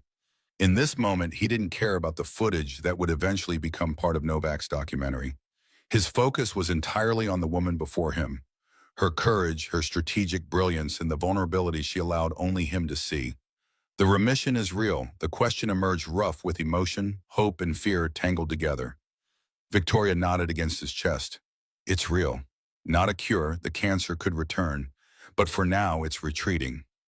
Dr. Sharma says it's responding better than they expected to the experimental protocol. The elevator doors opened to the underground parking garage where Michael's truck waited. Victoria had insisted on taking it rather than her usual town car, a small act of normalcy amid the day's high drama. As they drove through Portland's rain-slicked streets, Victoria made a call that would fundamentally alter their trajectory. Grace, we won. Harrington's finished. The board voted overwhelmingly to retain me. Her voice took on a new quality, lighter than Michael had ever heard it. Now I need you to execute Phoenix Protocol immediately. All the arrangements we discussed. And Grace, thank you for everything. Michael glanced at her curiously as she ended the call. Phoenix Protocol. Victoria's smile held secrets and satisfaction in equal measure. Contingency planning, something I learned from my father. Always have an exit strategy even when you're winning, especially when you're winning. The implications of that cryptic statement became clear 3 days later when Victoria called a press conference to announce a seismic shift in Wells Communications' leadership structure. Standing before a forest of microphones, looking stronger and more vibrant than she had in months, Victoria delivered news that sent shockwaves through Portland's business community. Effective immediately, I am stepping down as Chief Executive Officer of Wells Communications. Her calm announcement belied the gasps and murmurs that rippled through the assembled journalists. I am not resigning from the company, but transitioning to a new role as chairwoman of the board, focusing on long-term strategy and innovation, while delegating day-to-day operations to our new CEO, Grace Chen. The questions had erupted like a volcano. Why now? Was this health-related? Was she being forced out despite Monday's vote of confidence? Through it all, Victoria maintained the same centered calm, addressing each concern with transparent honesty. This decision comes entirely from personal reflection, not external pressure. My battle with cancer changed my perspective on many things, including what kind of life I want to lead and how I want to contribute to Wells Communications' future. Grace has been my right hand for 5 years. She understands my vision and has the operational expertise to execute it more effectively than I can, while balancing treatment and recovery. Only after the formal questions had concluded, as Victoria was preparing to leave the podium, did one reporter call out the question that had hovered unspoken throughout the conference. What about Michael Carter? Will your relationship continue now that you're stepping back from full-time leadership? Victoria had paused, turning back to the microphones with an expression that combined amusement and affection. That question falls squarely in the personal category, but since it's been the subject of so much speculation, she glanced toward Michael, standing supportively at the side of the stage. My relationship with Michael began under unusual circumstances, but it has evolved into something neither of us anticipated. Whatever the future holds for Wells Communications, Michael will be part of my personal future, if he'll have me. The public declaration had caught Michael off guard. Their private conversations had acknowledged growing feelings, but neither had defined what came next in such explicit terms. Victoria's willingness to commit publicly without prior warning or negotiation represented a vulnerability he'd never expected from her. The corporate strategist who planned contingencies for contingencies, now improvising their personal future in front of rolling cameras. The days following the press conference unfolded in a whirlwind of transition. Victoria gradually handing responsibilities to Grace while maintaining key relationships and strategic oversight. Her reduced schedule allowed for proper rest between treatments, and the visible improvement in her energy and color validated the decision to step back from operational leadership. For Michael, the shift created both opportunity and uncertainty. With Victoria no longer CEO, their original arrangement had effectively concluded, regardless of the technical end date. The $1 million promised for 6 months of his time sat in an escrow account untouched since their relationship had evolved beyond its transactional beginnings.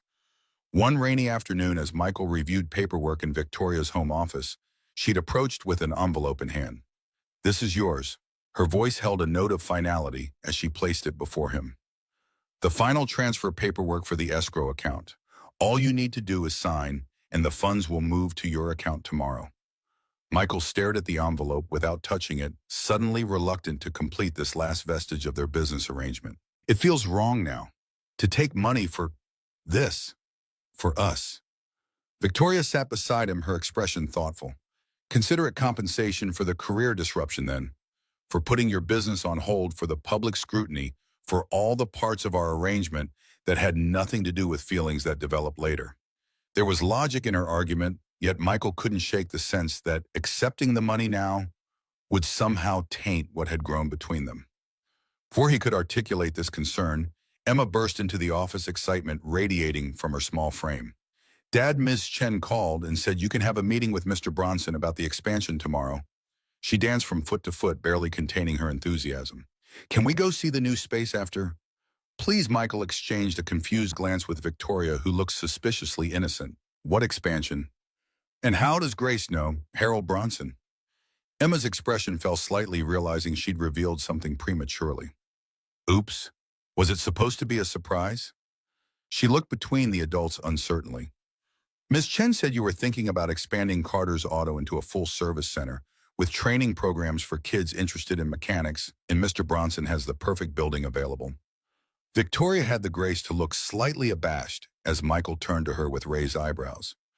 "I might have mentioned your long-term goals to Grace, who happens to be friends with Harold Bronson's daughter from college. And Harold might be on the board of Wells Communications Charitable Foundation, which has an initiative supporting vocational training programs." The pieces clicked together in Michael's mind. Victoria had been orchestrating opportunities for him just as she'd been preparing Grace to take over as CEO.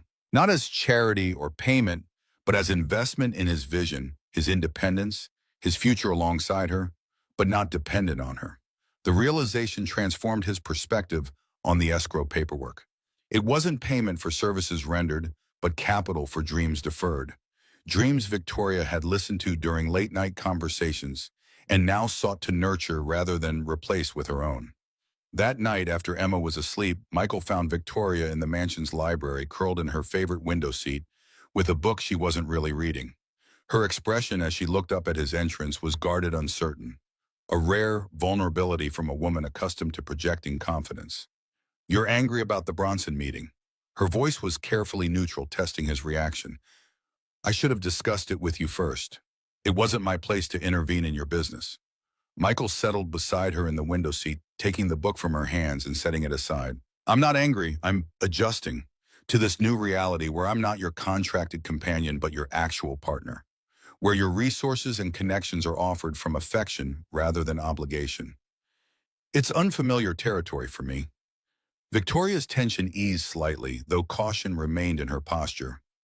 "I don't want to overstep or make you feel diminished, but I also don't want to pretend I don't have the ability to open certain doors just because it might bruise your pride." Her directness was refreshing after weeks of careful navigation around sensitive topics. "We both bring different strengths to this relationship. Mine happen to include business connections and financial resources.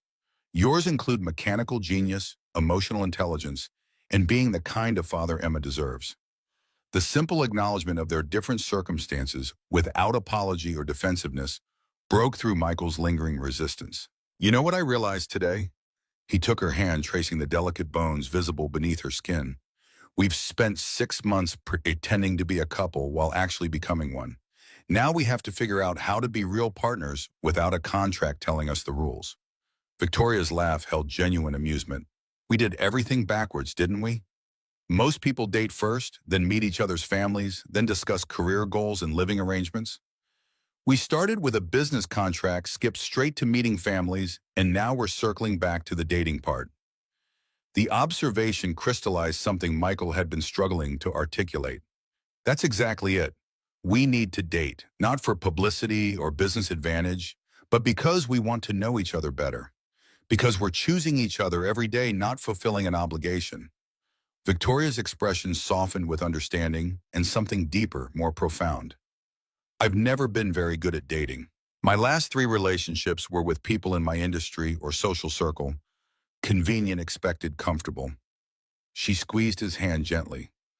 "I don't know how to do normal couple things. I've never been bowling or to a drive-in movie or on a picnic that wasn't catered." The confession, so human, so contrary to her public image, endeared her to Michael in a way her wealth and power never could. "I think that's our next project then. Teaching Victoria Wells how to be an ordinary girlfriend." His smile tempered the potential sting of his words. "Starting with that meeting tomorrow, which I'm going to attend, by the way, but as Michael Carter mechanic and entrepreneur, not as Victoria Wells' boyfriend." Victoria's answering smile held relief and anticipation in equal measure. "I'd like that, all of it. The normal dating, the separate professional identities, the chance to choose each other without contracts or obligations." The following weeks established a new rhythm to their relationship. Victoria settling into her role as chairwoman while continuing less intensive maintenance treatments. Michael developing plans for Carter's Automotive Academy with Harold Bronson's support. Emma flourishing with the stability of a consistent routine that included both her father's apartment and Victoria's mansion. They dated as Michael had suggested, bowling at a rundown alley where no one recognized Victoria beneath her casual clothes and knit beanie, hiking forest trails with Emma, and picnicking beside mountain streams. Cooking dinner together in Michael's modest kitchen rather than being served by Victoria's chef. Each ordinary experience revealed new dimensions of compatibility, new reasons to continue building something lasting from their extraordinary beginning. The conversation they'd both been circling occurred on a crisp autumn evening, 6 weeks after Victoria's press conference. They'd taken Emma to dinner at her favorite pizza place, then ice cream at the shop near Michael's apartment. The domesticity of the outing, so normal, so unlike the glamorous events that had characterized their public appearances, highlighted how much their relationship had transformed. As they walked back to the apartment, Emma skipping ahead to greet neighbors she hadn't seen in weeks, Victoria broached the subject they had been avoiding. I have a flight to New York on Thursday, meetings with our East Coast affiliates, my first major trip since the transition to chairwoman. Her voice was carefully casual, but Michael heard the underlying question. How long will you be gone? His own tone matched hers, acknowledging the significance beneath the mundane inquiry. 2 months, potentially. Victoria maintained her focus forward, watching Emma mull rather than gauging Michael's reaction. We're launching several new initiatives that need personal attention. It's work I can do while continuing my treatment protocol with specialists there. 2 months, the longest they would have been apart since their arrangement began. Michael absorbed the information, considering the implications. The apartment's lease is up next month. I've been postponing the decision about renewing. Victoria slowed her pace slightly, finally turning to meet his eyes. We haven't talked about living arrangements. It's been convenient to split time between my place and yours, but with Emma changing schools next year anyway for middle school, the unfinished sentence hung between them, filled with possibility and uncertainty. Michael found himself at a crossroads he hadn't anticipated reaching so soon. Yet another decision about entangling his life further with Victoria's, this time with direct implications for Emma. The past 6 months have shown us we can navigate living together part-time. His voice was thoughtful, measuring each word. But moving in permanently is different, especially for Emma. She's already attached to you, and if things didn't work out— Victoria nodded, understanding the unspoken concern. The damage would be significant, for all of us. Her expression grew more serious. Which is why I have an alternative proposal.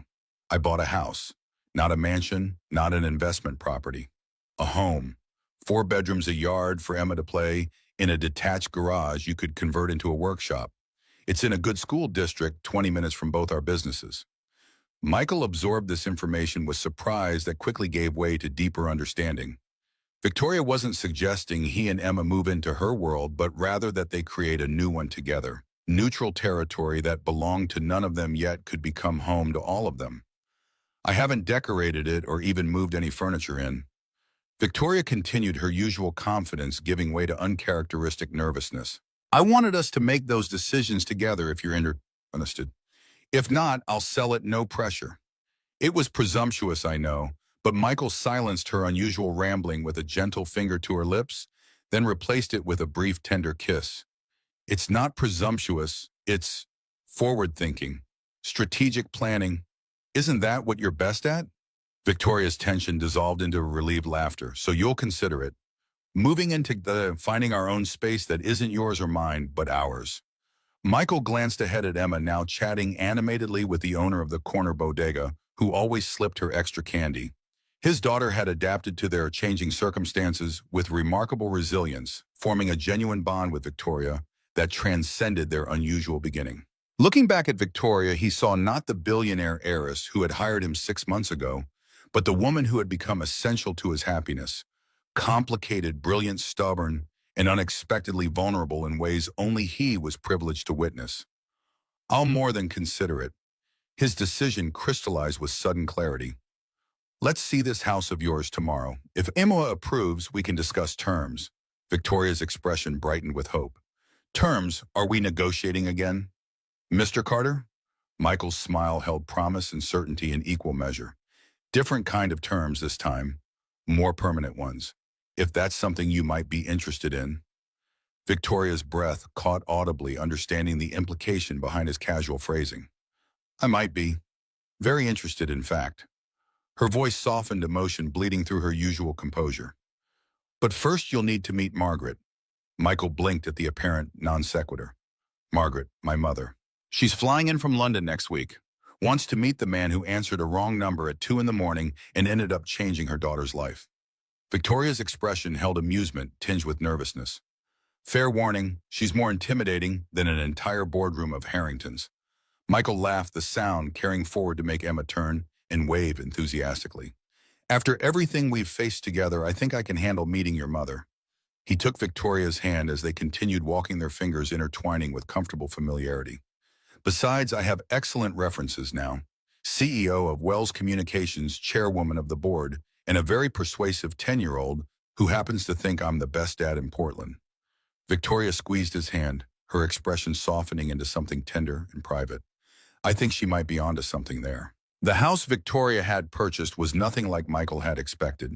Not a scaled-down mansion or sleek modern showplace, but a century-old craftsman with a character and history evident in every hand-carved banister and leaded glass window. It sat on a tree-lined street in a neighborhood of similar homes, distinguished not by ostentation, but by the care previous owners had invested in maintaining its original charm while updating its systems for modern living. Emma had fallen instantly in love with the window seat in what would become her bedroom, already planning where her books would go and what color she wanted for the walls. Michael had been drawn to the spacious kitchen with its farmhouse sink and butcher block island, envisioning Sunday breakfasts and holiday gatherings in the warm, welcoming space. Most surprising was Victoria's clear delight in the home's modest proportions and practical features, so different from the dramatic architecture and showcase spaces of her family's mansion. She'd moved through the rooms with almost childlike enthusiasm, pointing out original woodwork and clever storage solutions with the appreciation of someone who valued craftsmanship over cost.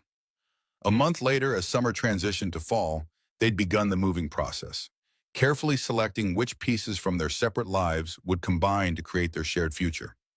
Victoria had shocked Michael by suggesting they use his comfortable, if-worn sofa in the main living room, rather than any of her more expensive options, admitting she'd always found her formal furniture more impressive than inviting.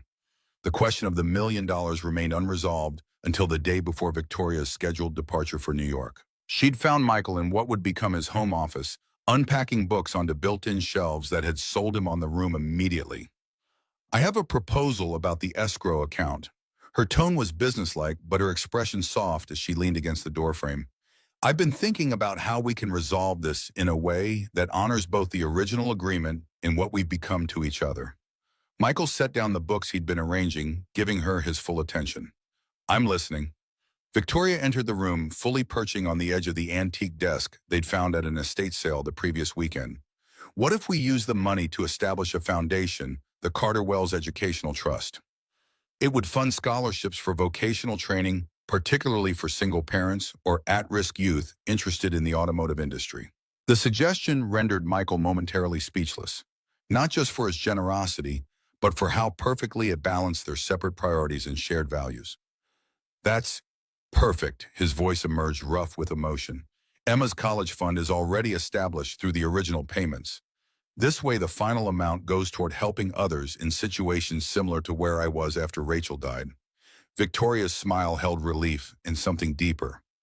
Love partnership, the pleasure of truly understanding someone else's heart. I thought you might approve. We can structure it however you like with you as primary director if you want. It's your money after all. Michael shook his head, moving to stand before her and taking both her hands in his. It's our foundation, equal partnership, just like everything else going forward. His voice softened, filling with quiet certainty. I love you, Victoria Wells. Not because you're generous or brilliant or the most stubborn woman I've ever met, though you are all those things. I love you because you see me, really see me, and still choose to build a life with me anyway. Victoria's eyes glistened with uncharacteristic tears as she pulled him closer. I love you too, for showing up that night and every night since, for Emma, for making me laugh when everything hurt, for seeing me as a woman, not an heiress or a patient or a CEO.